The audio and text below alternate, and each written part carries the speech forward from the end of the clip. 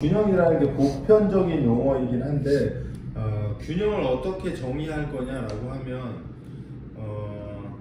그냥 되게 이렇게 애매하게 결론을 짓는데, 그냥 저는 균형이 뭔가요? 라고 하면 그냥 학술적으로 또는 저는 일하는 걸로 하면 사지탈, 프론탈, 트랜스버스 면에 양적인가 질적인 게 동일한데 완벽하잖아요, 그죠? 앞뒤가 동일하고 좌우가 동일하고 위아래가 동일하면 완벽한 균형이잖아요.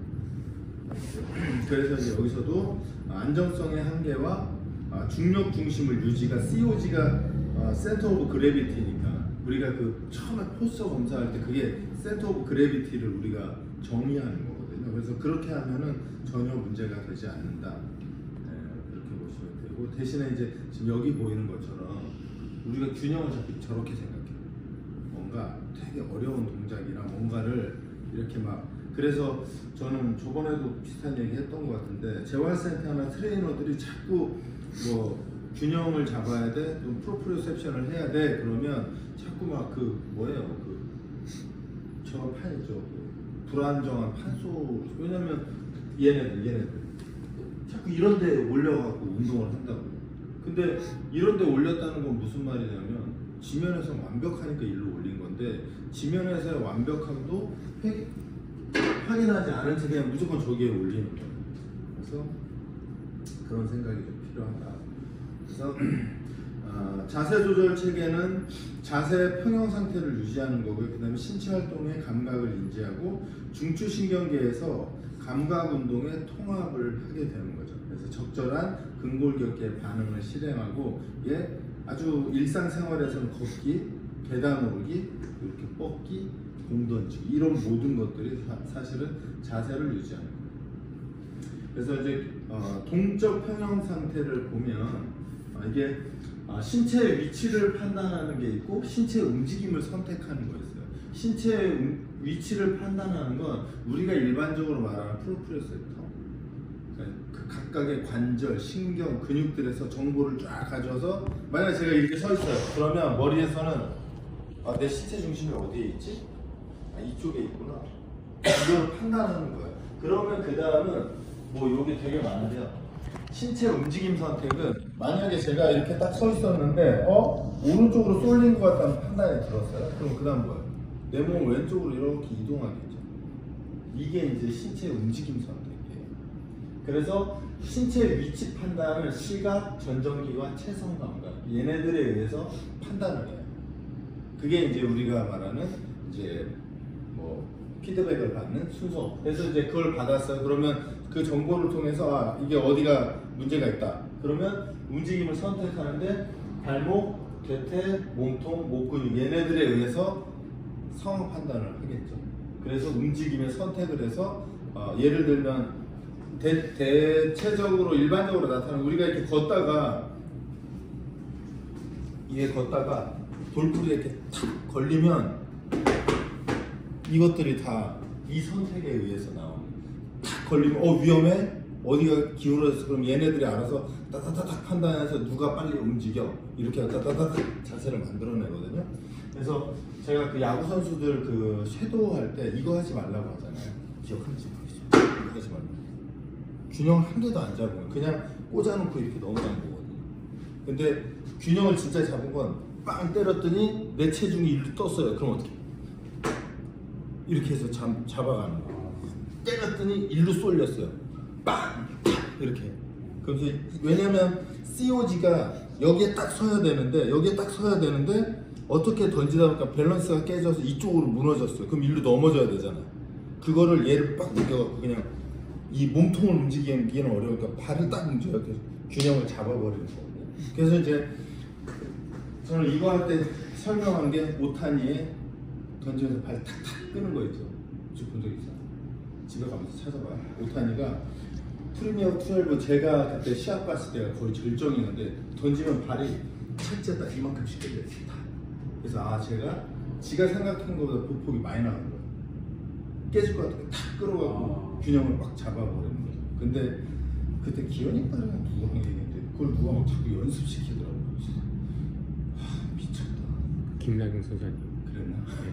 그랬던 것 같아요. 그래서 미친 거다 이거. 왜냐면 내가 균형이 안 좋아서 그 본능적으로 한 걸 어떻게 연습을? 그냥 저는 그래서 그런 상황에서는 오른발을 땅에 딛지 말고 왼발로만 중심 잡고 그렇게 하고. 그럼 알아서 본인이 앞으로 빼든 뒤로 빼든 그 상황에 맞게 선택해 나가거든요.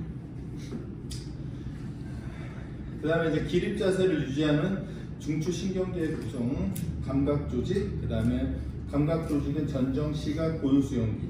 우리가 알고 있는 고유 수용기 프로플로셉터가 이제 대체적으로는 정확히 기억은 안 나는데 관절의 힘, 압력, 그 다음에 늘어남, 근육의 이런 것들을 정보를 받는 기관들이거든요.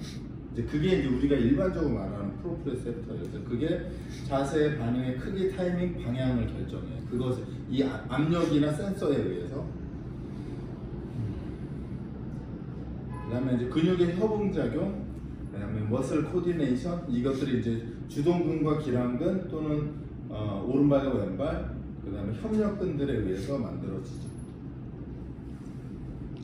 그래서 여기서 이렇게 보이는 것처럼 중력 중심의 조절을 위해서는 발목, 무릎, 고관절, 최소한 하체에서는 이 세 개의 코디네이션이 이루어지는 거예요.